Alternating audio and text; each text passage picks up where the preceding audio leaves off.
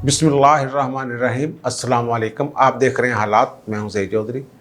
आज मुस्लिम लीग नून के कायद नवाज शरीफ ने एस्टेब्लिशमेंट का जो दूसरा हिस्सा है या सेकंड पार्ट है या जुज़्व है दूसरा जो है, उस पर पूरी चढ़ाई कर दी। चढ़ाई क्या बल्कि बखिए देड़ दिए। अदलिया के हवाले से उन्होंने ऐसी गुफ्तगू की है, लगता है कि उन्हें शायद मुस्तकबिल में अदलिया से काम ही ना पड़े कोई। इस तरह की गुफ्तगू लग रही थी कि जैसे उन्होंने तख्त या तख्ता कर देना है। इस पर बात करेंगे और जो उन्होंने इल्ज़ामात लगाए हैं उनमें किस हद तक सदाकत है और जजों को मैनेज करने का हुकूमत का जो तरीका है, ख़ास तौर पे इस हुकूमत का 2018 के राउंड अबाउट जो होता रहा है यहाँ पे, वो बहुत सारी चीज़ें मेरे ज़ाती इल्म में हैं, उन पर बात करेंगे। लेकिन इससे पहले हमारे वज़ीर आज़म जो हैं इमरान खान, उन पर उन्होंने जो कराची में कल सर्कुलर रेलवे का इफ्तिताह किया है, वहाँ फरमाया है उन्होंने कि जनाब कराची की तरक्की के लिए सिंध हुकूमत और वफाकी हुकूमत को मिलकर काम करना होगा। वो जो बंडल आइलैंड है जिस पे वफाक कब्ज़ा करना चाह रहा था, सिंध वाले डट गए उस पर नज़रसानी करें वज़ीर आला। उनकी जो इस गुफ्तगू है, इससे कुछ लोगों का ख्याल ये है कि वो पीपल्स पार्टी के साथ पींगे बढ़ा रहे हैं, इसलिए कि मुख्तलिफ़ कवानीन जो हैं पार्लियामेंट में आने वाले हैं जिन पे वो समझते हैं कि पीपल्स पार्टी की अगर उन्हें मदद मिल गई, या किसी ने कहा होगा कि पीपल्स पार्टी वालों से यार वोट छोट ले देंगे आपको, तो इस हवाले से इस तनाज़ुर में भी लोग देख रहे हैं। लेकिन ये किस मुँह से अब तावन की बात कर रहे हैं? इनका वाशिंगटन पोस्ट में एक मजमून छपा है जिसमें इन्होंने कहा कि पाकिस्तान की जो सियासी क़यादत है या सियासी रहनुमाओं में से सबसे करप्ट यानी करप्ट तरीन जो सियासतदान है या रहनुमा है वो हैं आसिफ अली जरदारी। और फिर कहते हैं कि नवाज शरीफ भी इसी तरह के हैं, लेकिन उन्होंने अपने मजमून में ये कहा कि सबसे करप्ट जो है वो आसिफ अली जरदारी हैं। और फिर आगे जाके वो वही बात अफ़गानिस्तान की वकालत शुरू कर देते हैं कि जनाब पहले मुजाहिदीन होते थे, अमेरिका साथ था, फिर हमने अमेरिका की जंग लड़ी, मैंने तो बार बार कहा था कि जंग ना लड़ें, अमेरिका की जंग में ना कूदें, वगैरह वगैरह। और आसिफ अली जरदारी पर तो उन्होंने 7 तक अटैक किया है। उन्होंने एक जुमला तहरीर किया है, उन्होंने कहा कि जनाब आसिफ अली जरदारी ने कहा था कि मासूम शहरियों की जानों के ज़ियां से अमेरिका को तकलीफ़ होती हो तो हो, मुझे नहीं होती। यानी वो जो ड्रोन अटैक वगैरह नहीं हो रहे थे कि ड्रोन अटैक्स की इजाज़त दी, और फिर जरदारी साहब कह रहे हैं मुझे तो कोई तकलीफ़ नहीं, अमेरिका को अगर ख़ुद हो तो हो, मुझे तो कोई तकलीफ़ नहीं। इस तरह की बातें। तो ये एक दोगली सी पॉलिसी है कि वो वक्त के ज़रूरत के वक्त कहते हैं ना किसी को भी बंदा बाप बना लेता है, उस तरह का मामला मुझे लग रहा है। सुलह साला क्या होनी है इनके जहन में, जो एक माइंड सेट है इनका दोनों जमातों के हवाले से, दोनों जमातों के लीडरान के हवाले से, वो तयशुदा है। वो आज एक अगर बात कर देते हैं मसालत की, तो रात को जब सोते हैं तो जहन उनका वाश हो जाता है और दोबारा फिर वो पुराना जो उनका सॉफ्टवेयर है वो बहाल हो जाता है, उसी पे लगे रहते हैं। इस बात को ज़्यादा अहमियत देने की ज़रूरत नहीं है कि जनाब वो मसालत की बात कर रहे हैं। अगर होगी तो कुछ ज़रूरत, वो वक्त ज़रूरत कोई काम लेना होगा उनसे, तो उसकी बात करती होगी। और वो आइलैंड वाली बात तो है ही, वो इनकी वो जो एक फंसा हुआ उसके पीछे कुछ और ताकते हैं। या वो आइलैंड वाला मामला सिर्फ इनका नहीं है, इमरान खान की ख्वाहिश नहीं है कि वहाँ जनाब कोई सियाहत के लिए कोई मुकाम बना दे और पता नहीं क्या कर दें। वहाँ समुंदर में है, वो समुंदर में जो चीज़ें जजीरे होते हैं जो पहले भी हैं, उन पर किन का कंट्रोल होता है आपको पता ही है यार, ठीक है ना। अब सारा कुछ DHA तो नहीं है ना, बहरिया वाले जो हैं वो भी तो यार इसी मुल्क के खिदमतगार हैं ना। अच्छा चलो उसको बात छोड़ें, अब आते हैं जनाब। आज था रावलपिंडी डिवीज़न का इंतज़ामी अजलास और नवाज शरीफ साहब खिताब करते हैं वीडियो लिंक के ज़रिए। आज उन्होंने जो कहा ना, वो जो शहबाज शरीफ फैमिली का वो जो वहाँ केस उन्होंने वो ख़त्म हुई है इंक्वायरी वगैरह, उस हवाले से कहा कि जनाब यहाँ की अदालतें हमें क्लीन चिट दे रही हैं, और क्यों क्लीन चिट दे रही हैं, वो कह रहे हैं कि यहाँ जज जो हैं मोहम्मद बशीर और अरशद मलिक जैसे जज नहीं, ये उनकी अदालतें नहीं हैं, ना ही यहाँ कोई मॉनिटरिंग जज होता है। मॉनिटरिंग जज कौन थे और वो क्यों मुकर्रर हुए थे, इस पर बात करते हैं। और ना ही जजों के कमरों से कर्नल निकलते हैं, और ना ही सरीना होटल से शापर में जजमेंट्स आते हैं। ये बरतानवी अदालत है, इसकी एक साख है, ये वो फरमा रहे हैं। और यार ये तो सबको पता है, जो बशीर वाला था, एवनफील्ड रेफरेंस में जो सज़ाएँ सुनाई थी, वो मोहम्मद बशीर जो हैं एहतसाब अदालत के जज, उनकी अदालत से सुनाई गई थी। और जिस दिन फैसला सुनाया जाना था उस दिन एहतसाब अदालत का, उस दिन एक कर्नल साहब वहाँ बावर्दी निकले हैं। जियो का रिपोर्टर और कैमरामैन पीछे गया है, फिर उन्होंने मुँह छुपाया है और बात नहीं की। वो पीछे से आवाज़ें देते रहे, सवाल करते रहे कि आप क्या करने हैं, क्या करने हैं, क्या सिक्योरिटी के लिए आए हैं, ये भी एक सवाल किया। जहाँ तक मुझे याद पड़ता है, एक साफ़ी ने ये भी कहा कि क्या सिक्योरिटी इंतजाम के लिए हैं, लेकिन वो निकल गए। ये 6 जुलाई 2018 को जजमेंट सुनाई गई थी, हो सकता है 5 वाले, मेरा ख्याल 6 जुलाई थी। पहले एक प्रेस जारी हुई थी एक दिन पहले कि 12:30 बजे ये फैसला सुनाया। ये फैसला महफूज कर लिया गया था, समाअत मुकम्मल करने के बाद ये फैसला महफूज कर लिया गया था। 12:30 बजे नहीं सुना सके, फिर बताया गया कि जनाब 2:30 पर सुनाया जाएगा, नहीं सुनाया गया। फिर कहा जी 3 बजे सुनाया गया, जज साहब उसको देख रहे हैं, चेक कर रहे हैं। फिर कहा गया कि 3:30 पर 3:30 बजे। ये आप उस दिन की आप देख लें वीडियोस वगैरह, 2018 जुलाई की बात, 6 जुलाई की बात कर रहा हूँ मैं। और ये फैसला सुनाया गया फिर शाम को 4:30 बजे। और फिर जो एवनफील्ड वाला मामला था ना, इसमें और 3 रेफरेंस थे ना, एवनफील्ड था, अल अज़ीज़िया, फ्लैगशिप, इनमें डेडलाइन दी थी सुप्रीम कोर्ट ने। इलेक्शन से वो डेडलाइन थी, इलेक्शन से पहले पहले अड़ा दो, जो भी करना है कर दें। वो जनाब 6 माह की डेडलाइन, फिर एक्सटेंशन 2 माह की, फिर 3 माह की, इस तरह चलता चलाता मामला 12 मार्च तक पहुंच गया। 12 मार्च को जो मोहम्मद बशीर साहब हैं, उनका जो मुद्दत थी, ये टेन्योर था, वो ख़त्म हो रहा था। अब जनाब अदालत कह रही है सुप्रीम कोर्ट कि जनाब मामला तो है कि मज़ीद तस्दीक दी जाए, हमें उसमें मोहलत दी जाए, क्योंकि जजमेंट मुकर्रर डेडलाइन के अंदर नहीं सुना रहे, डेडलाइन में तस्दीक कर दी जाए। तो वहाँ ये मामला भी आ गया कि जनाब उसको तो 12 मार्च को जा रहा था, वहाँ फौरी तौर पे अटॉर्नी जनरल और ये वो बुला के उन्हें कहा जनाब बताएं कब होगा। वो नहीं, 12 से पहले पहले, 12 मार्च से पहले पहले इनको एक्सटेंशन दे रहे हैं, चलता रहे। अगर वो फारग हो जाते, अपनी मुद्दत पूरी करके घर चले जाते, एक्सटेंशन ना मिलती, तो ज़ाहिर है मामला लटक जाना था। और उस वक्त उस केस की निगरानी कर रहे थे निगरानी जज। ये मेरे ख्याल पाकिस्तान की, बल्कि दुनिया के तारीख में पहली दफ़ा हुआ होगा कि किसी जज को निगरानी के लिए मुकर्रर किया गया। तो सुप्रीम कोर्ट के मिस्टर जस्टिस एजाज अल एहसन साहब इस तमाम जो अदालती कार्रवाई थी उसकी निगरानी करें। सुप्रीम कोर्ट ने, बेंच ने, 5 रुकनी बेंच ने कहा था जनाब ये निगरानी करेंगे इस केस की।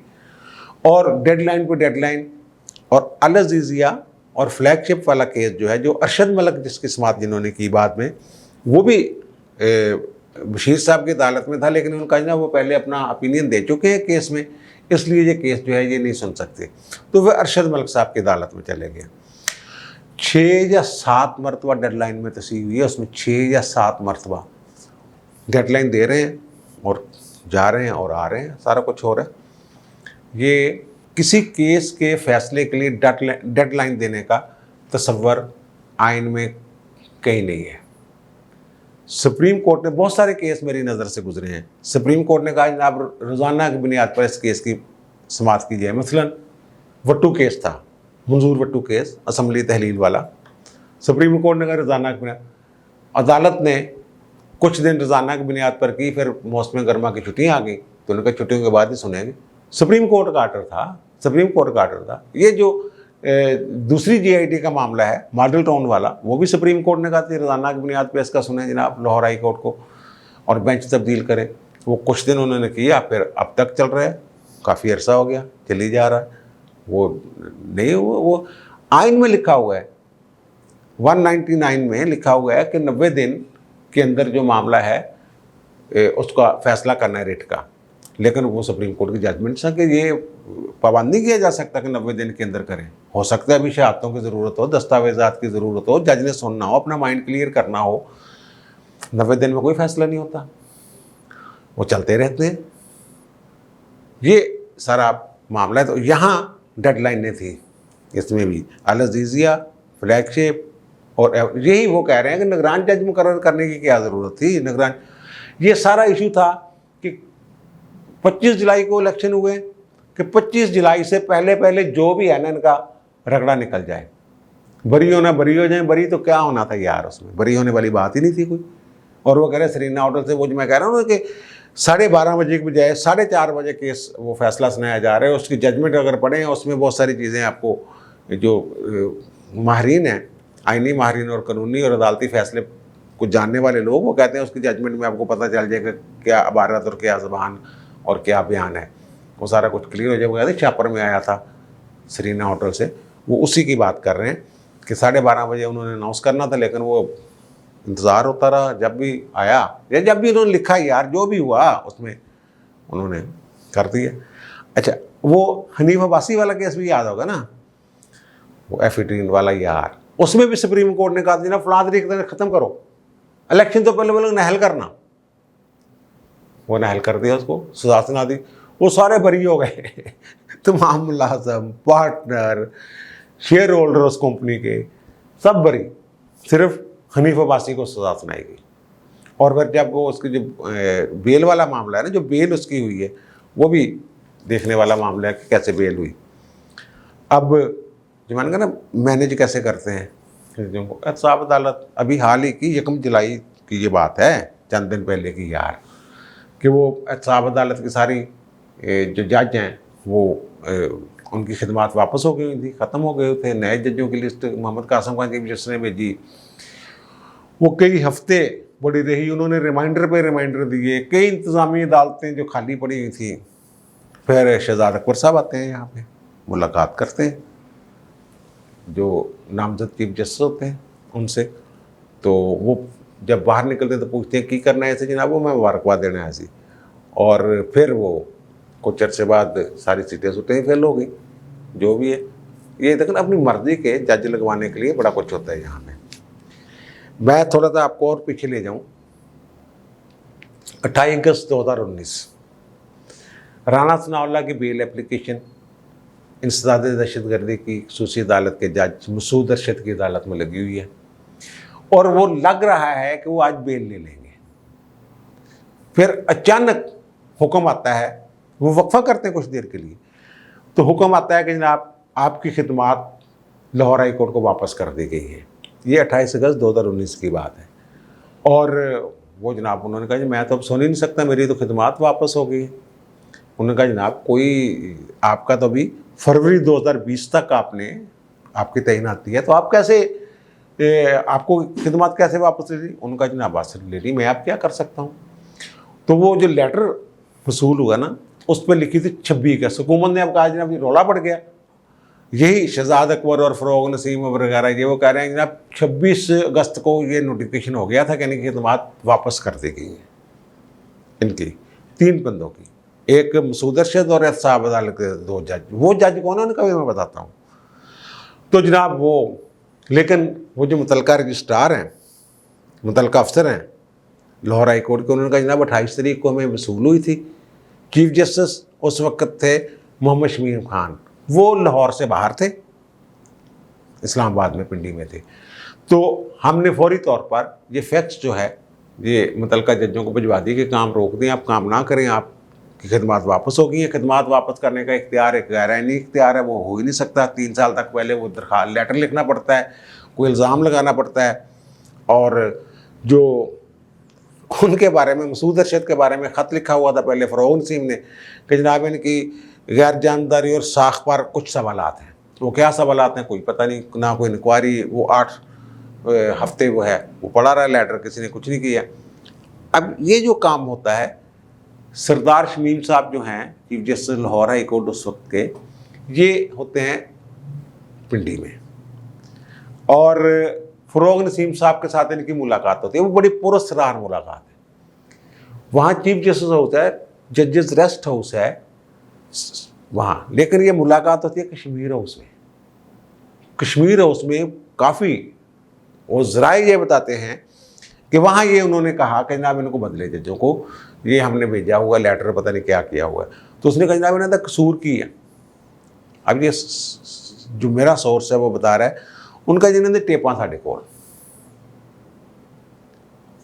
एहतसाब अदालत के जो 2 जज थे उनके बारे में इन्होंने टेपा है क्या, कोई गुफ्तगू है या ऑडियो है या वीडियो, ये नहीं पता।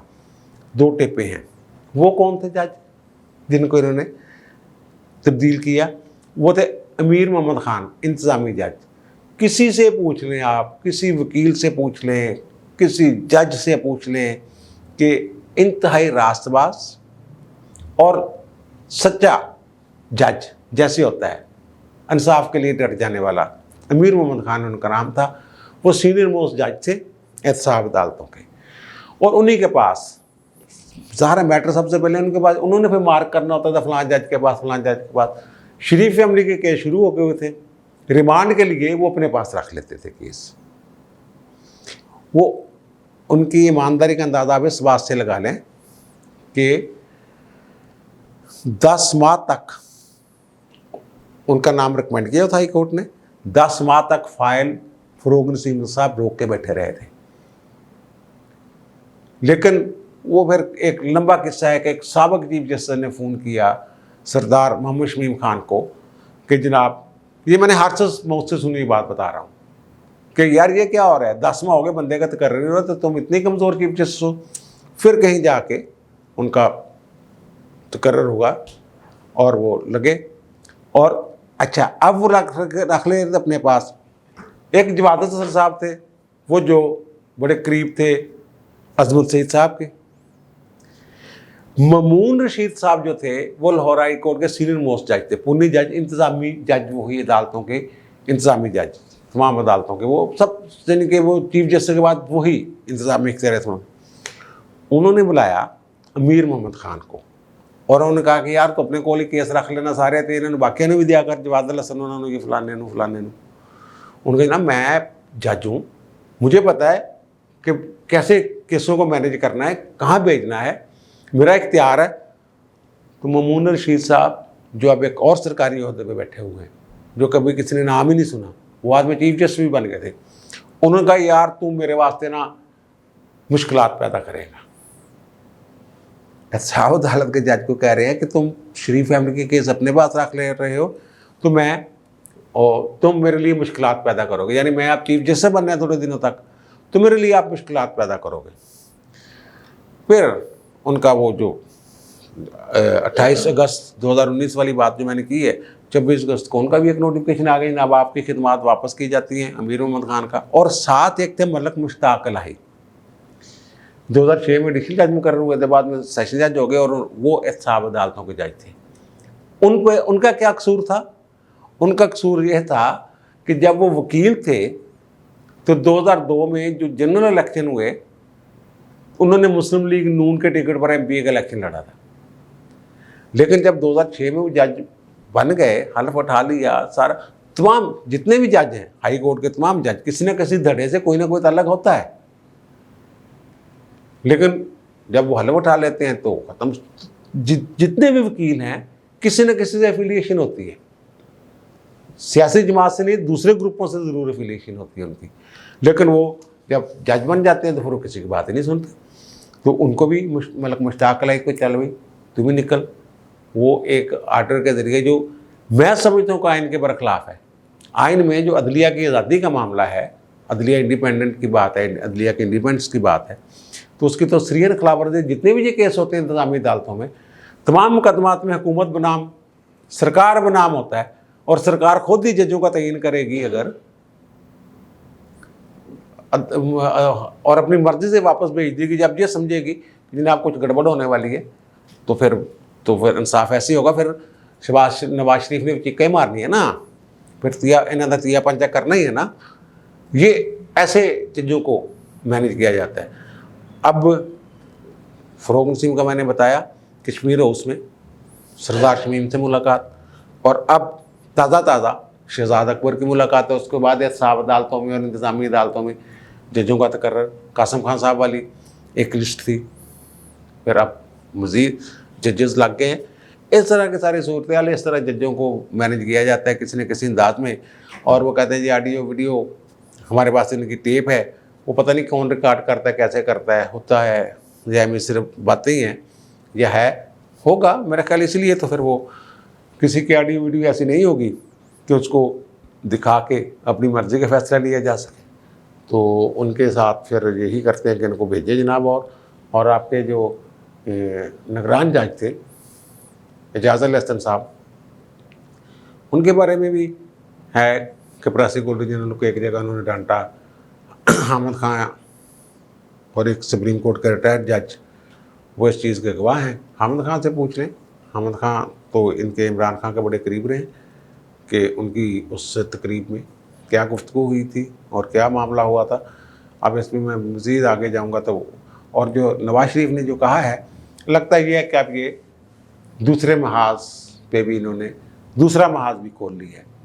ये करते तो होते थे माजी में, तनकीद करते थे अदलिया पर, लेकिन अब जिस तरीके से नाम लेके और खुल के और करनैल और शापर में फैसला, ये सारी बातें, ये दूसरा महाज जो है अब जारहाना गेम। जैसे एस्टैब्लिशमेंट के पार्ट वन नहीं कह लें आप, बड़ा हिस्सा जो बड़े जुज़्व हैं उनके ख़िलाफ़, और अब दूसरे जुज़्व के ख़िलाफ़ में आए तो कहते हैं ना एस्टैब्लिशमेंट से मुराद अदलिया और वो फ़ौज है, तो अब दूसरे के ख़िलाफ़ इन्होंने मास खोल लिया और जाराना खोला है। और मुझे वो ख़दशा पूरी तरह महसूस हो रहा है कि कुछ, वो तो कह रहे थे ना फ़रोग़ नसीम साहब हमारे पास इनकी टेपें हैं, तो इनके पास भी कोई टेपें शेपें हैं, ये निकालेंगे कोई, मेरा ख्याल उसमें ये छोटे मोटे नहीं फंसेंगे, कोई बड़ी शख्सियात, चलो यार मैं बता देता हूँ, बड़े फंसेंगे उसमें, बड़े लोग, छोटे मोटे नहीं। ये बशीर और अरशद मलिक से ऊपर की गेम होगी। अब दीजिए मुझे इजाज़त, इंशाल्लाह दोबारा मुलाकात होगी नए भी इलाके के साथ। अल्लाह हाफ़िज़।